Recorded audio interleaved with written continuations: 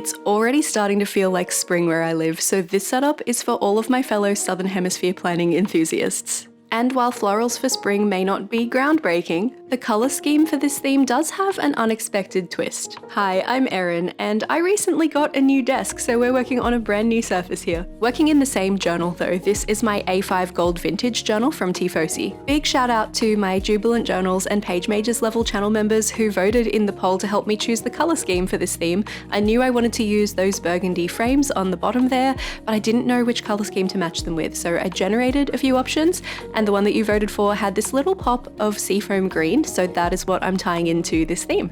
It's possible I didn't really think through this plan too well, because once I actually went through my stationery to do a little stock take and see what I had that would work for the theme, I really only had these solid tapes and the Tombow 291 marker, but I'm gonna make it work. I genuinely do love a challenge, and I've never used a colour scheme like this in my journal before, so it's very exciting. I am taking some liberties by introducing a little bit of green on the floral tape there. That one's from Henriette Arts. If you like the look of anything you see me using in this video, there are links to everything in the description. I'm also going to be using some floral PET tapes from the Washi tape shop, and those have some green on them as well that sometimes does tie in kind of nicely with the blue-green tone, but a lot of the time not quite. So it's not the strictest interpretation of my colour palette, colour scheme, but I think it's just fine. Since my frames have lots of hollow sections here, I figured the way to go for this setup is to make sure that everything is touching and overlapping. So I want every single piece of ephemera that I put down to be touching at least one other thing. I'm sure I will break my own rule later on, but for now I'm starting by just layering and seeing what works. The cover spread is always a place of experimentation for me while I kind of learn how the theme is going to come together, and then I'll know how to apply it on the subsequent pages. I made a video recently about 3 fail-safe decoration ideas that I come back to over and over for my bullet journal, and this is one of those. I call it the letterbox. I'll have that video linked for you in case you want to find out what they are. I swear once you watch it, you will see it in all of my stuff and all of my secrets will be revealed to you.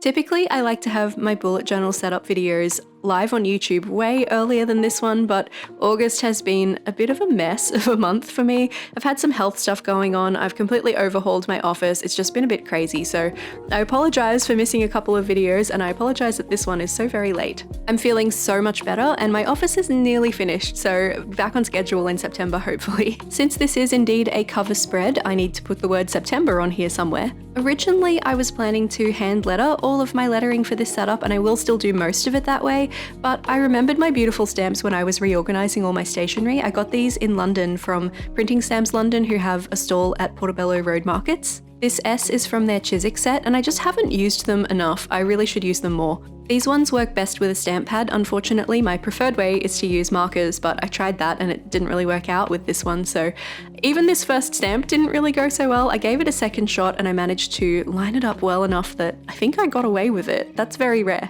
The stamping matte pad thing that I put under the page is also from Printing Stamps London, but you can get a really similar effect if you just use something like a lens cloth that comes with a pair of glasses. Just something a tiny bit squishy under the page really helps. My plan was just to stamp the rest of the letters with my regular typewriter style letter stamps, but I forgot I'd used them at a workshop recently and they had all sorts of colours layered onto them that I wasn't expecting, and the first one came out bright purple and I went, oh no!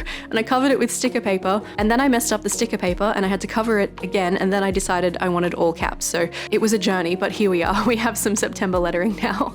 Those big Chiswick set ornate illuminated letter stamps I think are not super readable if you put all of them kind of next to each other to spell out a word, so I usually go with this drop capital storybook kind of a vibe where it's just the first letter and then you do the rest in a more readable, smaller stamp. I tried to match the colour that I stamped those smaller letters with the Tombow as closely as I could to the ink pad, but I really hate stamp ink pads, they're so messy, so I try to avoid using them wherever I can. Lucky for me, the Tombow 772 was a pretty good match, and of course because my stamps were a little bit dirty, it didn't come out with the colour really cleanly anyway, so we definitely got away with it.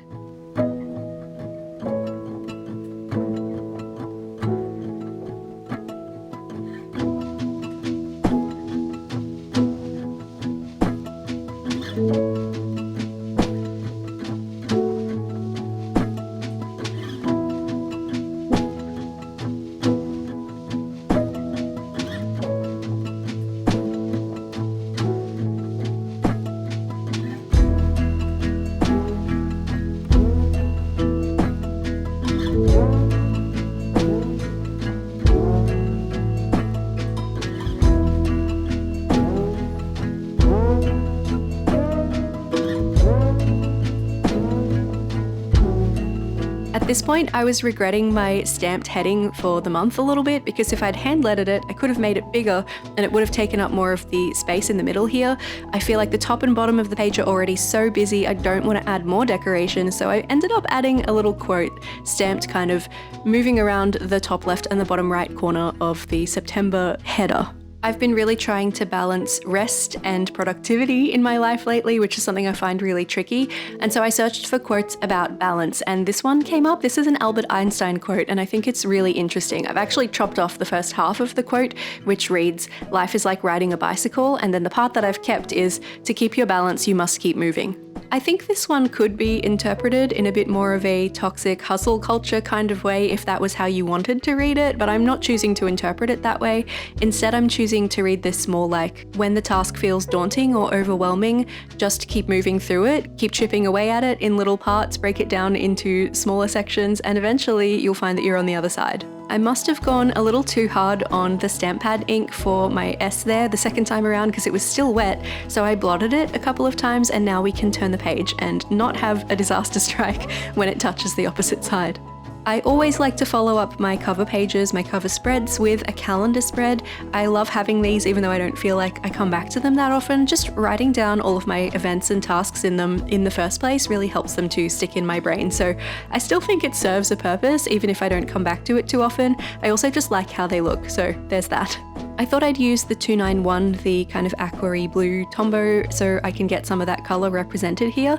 And I also thought it would be interesting and fun to change up the calendar spread a little bit.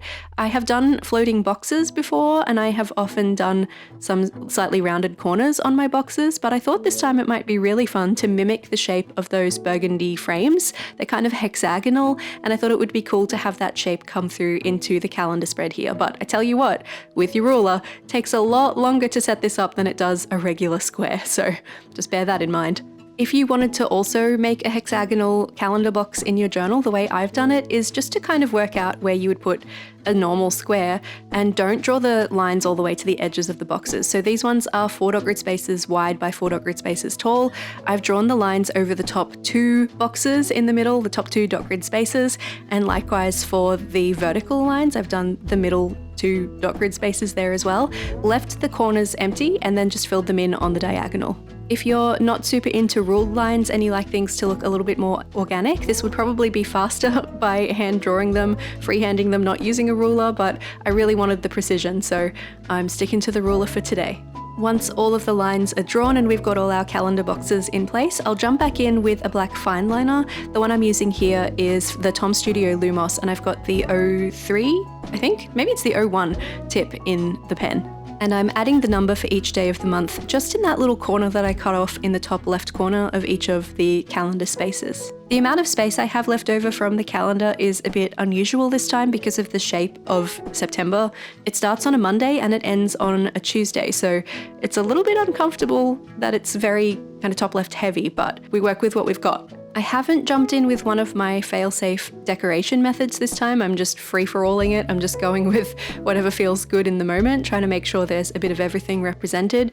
So I'm not too sure how this one will turn out, but let's just play and have a good time.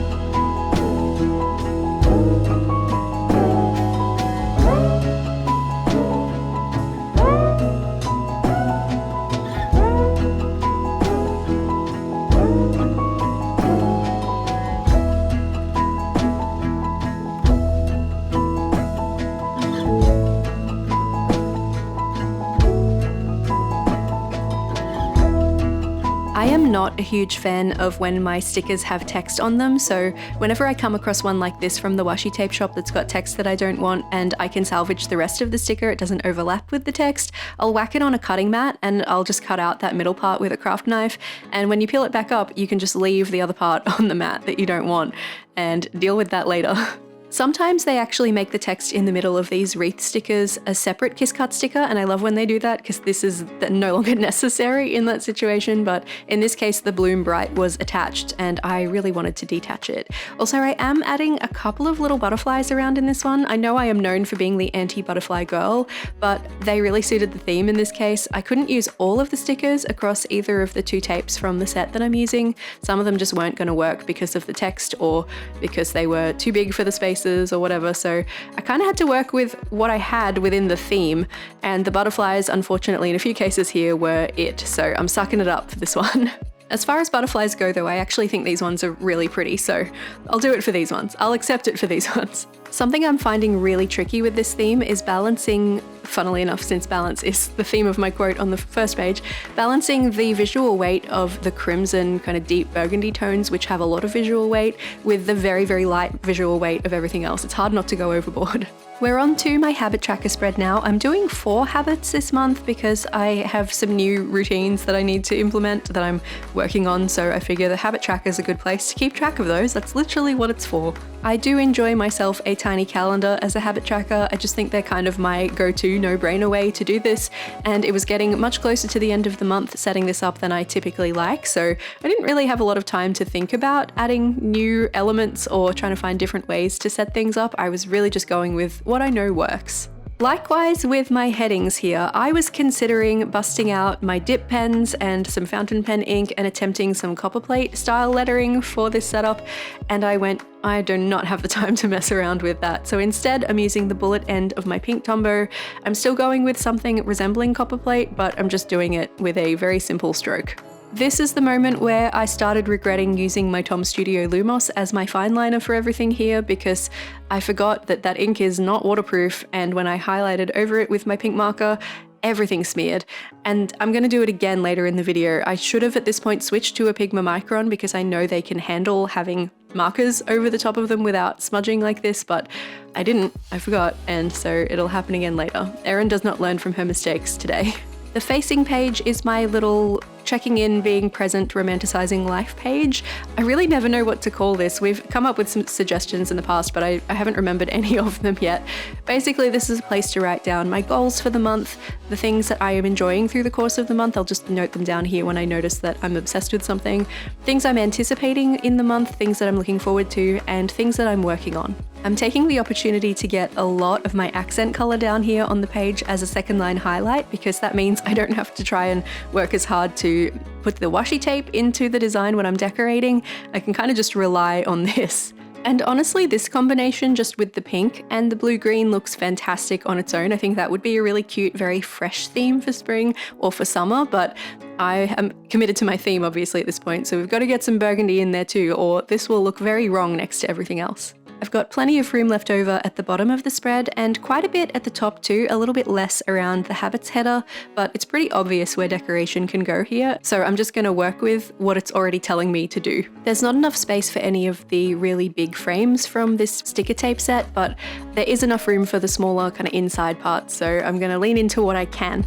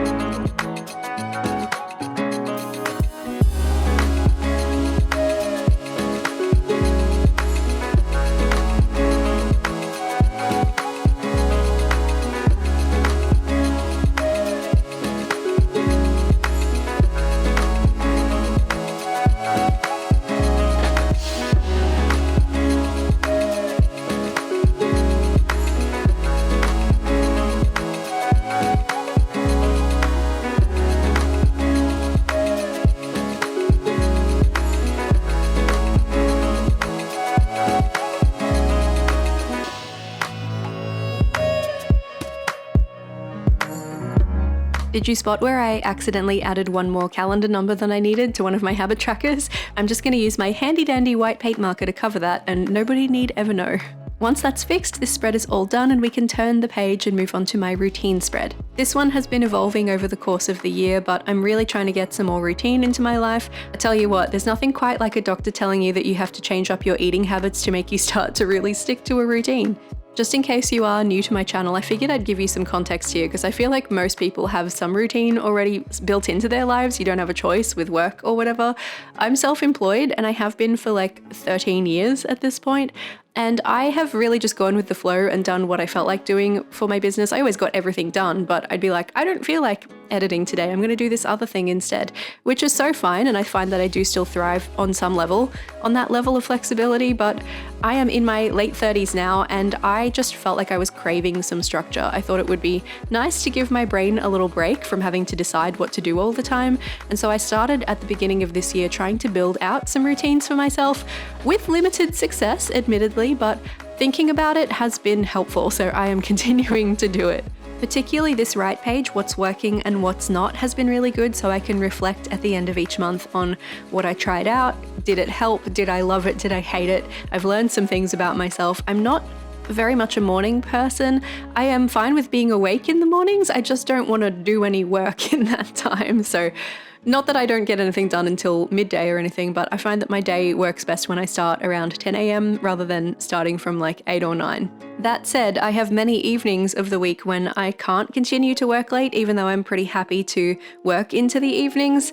I have other stuff, I have other commitments on that prohibit me from doing so I need to work something out there. I might have to do some mornings, I might just have to deal with it. It's an ongoing process, but this spread is really helping me nail things down. I still don't think I could say that I have a really definite routine, but I would say that things have improved and I know myself better, and I think that is a huge benefit in itself.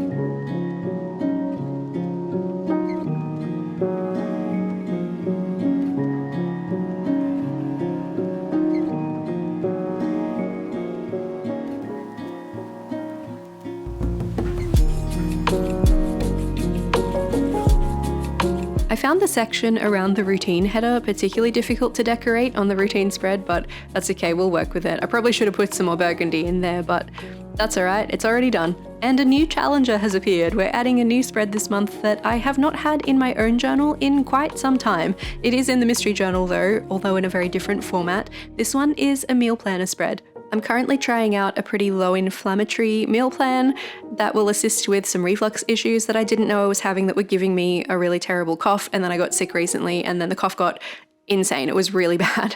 I am not a food person. I'm not that person who wakes up looking forward to breakfast because I just love food and eating food and tasting food. I find food a bit of an inconvenience, if I'm being totally honest, so putting in some thought ahead of time into what I'm going to be eating, making sure it's pretty easy to prepare stuff, because I don't have the best kitchen facilities at my place. We don't have a stove or an oven, we just have an air fryer and a microwave, so I have to be able to work with what I've got in that sense as well. So the meal planner here is going to hopefully help me to not think about food as much, because I will just think about it in use of this spread and then eat it, and that should be the end of it, right? That's my theory. I've been doing a lot of research and I've put together for myself a 3-week kind of rotating meal plan so that I can have some stuff meal prepped, I can batch prepare and just warm things up and not have to really think about it in a lot of cases, but also have some variety across the 3 weeks so that I don't get bored with what I'm eating. Hence the color blocking of these columns. So the first column of each of the pairs is going to be where I put the meals that I'm going to be attempting to prepare for that week, and the column next to it on the right is for the shopping list, so that I can just refer to that when I need to make a shopping list and everything's listed out for me already, theoretically. I don't tend to take my journal out of my office very often unless it's to take it to a stationery meetup or something, so I don't want to be bringing it into the kitchen with me, so I'm not putting a recipe section or anything in. I'm just going to be listing out what everything is and leaving it at that. I'm happy to keep the recipes digital, that's so fine for me.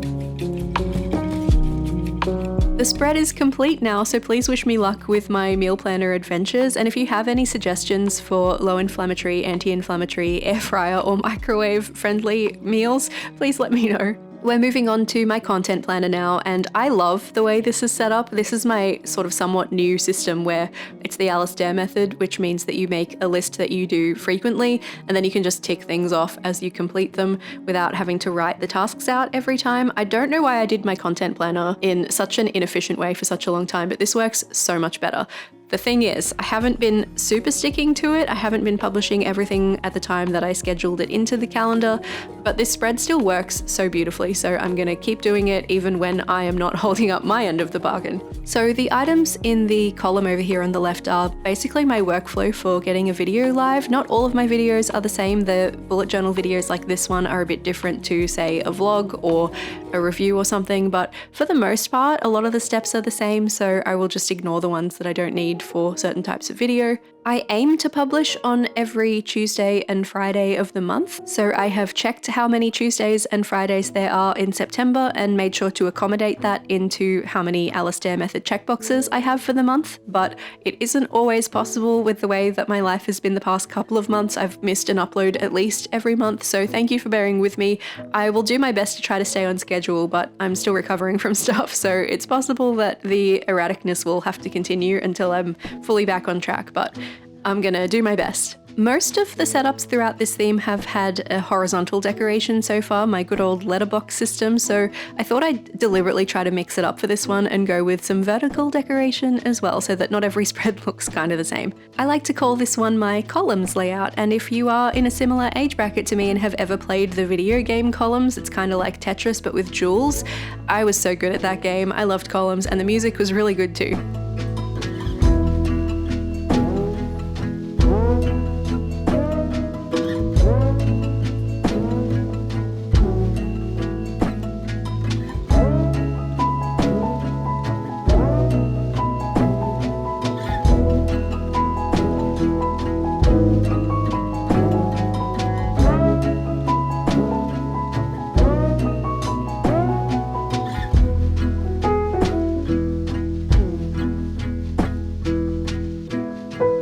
We're about to get a visit from my fuzzy little helper Mitsu. He loves to come and inspect what's going on in the journal, and I'm about to make some more smudgy lines because I forgot that this pen didn't play nicely with the marker, but once you put a little bit down, I feel like I was kind of committed. I couldn't just leave it with some, I suppose I could have just done the outsides of the box, but it's all right. I'm just going to rotate my pen and scribble it off on some scrap paper that's off screen on the left side there and just deal with it. It's okay. It's only got to get me through a month, so I can live with it. And next time I'll either get myself some of the waterproof Tom Studio ink or another similar fountain pen ink that is waterproof for my Lumos, or I will use a Pigma Micron like I usually do. That's pretty much it for the content planner though, so let's turn the page and do our last spread for this setup. This is going to be the very first weekly spread for September. I love when a weekly spread starts on a Monday that is also the first. That is just so satisfying to me.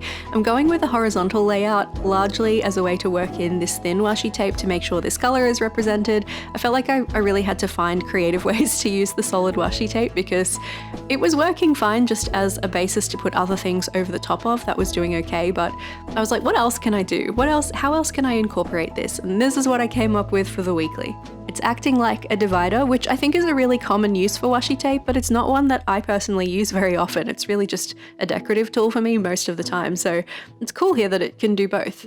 A couple of the spreads in this signature in my TIEFOSSI notebook are not perfectly aligned with the dot grid. They're a little bit higher on the right side than the left side. I've seen worse in notebooks that I've used before. It's not bothering me too much, but especially back on the content planner last spread, they were a little bit more misaligned than they are on this one, so just thought I'd mention that in case you thought like my lines looked a little bit wonky here. It's something that only bothers me a little bit. I think this kind of thing bothers other people more than me, but maybe I would be more irritated if the alignment was really, really off. This is just a little bit. To make sure I've still got lots of space for planning, because my weeklies are where I spend most of my time in my journal. It's where all the heavy lifting happens as far as working out what I'm doing day to day. I wanted to add my decoration in alternate corners. So the top quarter of the left page there is going to be the Monday space. I'll have all my decoration on the left side of that one and then planning to the right, and I've flipped it for the Tuesday, so the decoration's on the right side and the planning will happen on the left, and that will alternate all the way down the spread. We're also going to have a little note section in the lowest part of the right page, just so that the division of 8 still really works here. I wanted my decoration distributed all over because the size of my decorations just lent themselves really well to that. I didn't want to just focus it to the bottom part of the right page. I liked it being distributed everywhere. To make sure this still really works with the theme, I'm making sure that I add a little bit of every element that I've used throughout to each one of these little decoration pockets.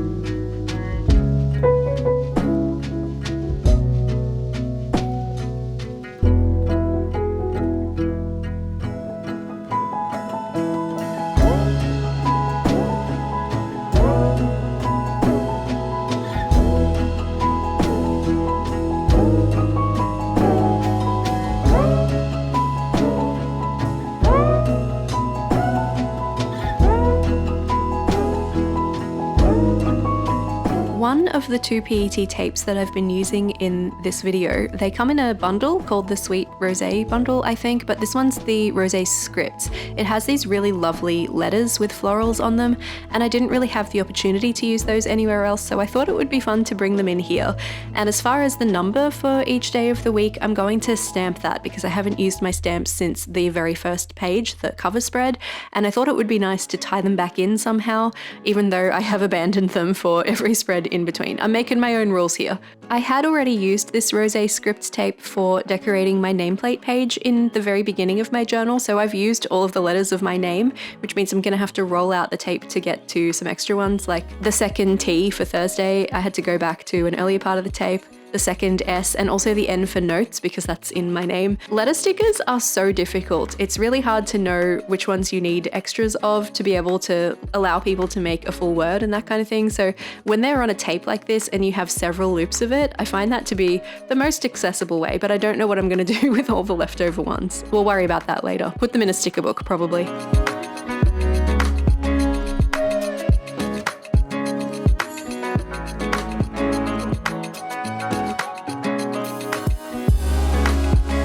And with the last stamp down on the weekly spread, that means my setup for September is complete and I am ready to get stuck into the spring season here in Brisbane. I really wasn't sure how this colour scheme was going to work out, but I've ended up loving it. It's very fresh, it's very unexpected, and I can't wait to spend my month in these pages. And at my new desk. I hope you've enjoyed the new background. I'm really personally enjoying it. It's very cottagecore vibes. I love it. I won't lie though, I am already thinking about what I might do for October because it is both spooky season and my birthday month, and that just makes it the most fun to do of any month of the whole year. Thank you so much for spending this time with me. I hope that if you've been planning alongside me, you've gotten lots of beautiful things done in your journal. And if you're not quite finished yet, or you're just keen to keep watching, here is a link to September in the Mystery Journal in case you'd like some different inspiration for the month ahead. And below that is a playlist of all of my bullet journal videos so far this year.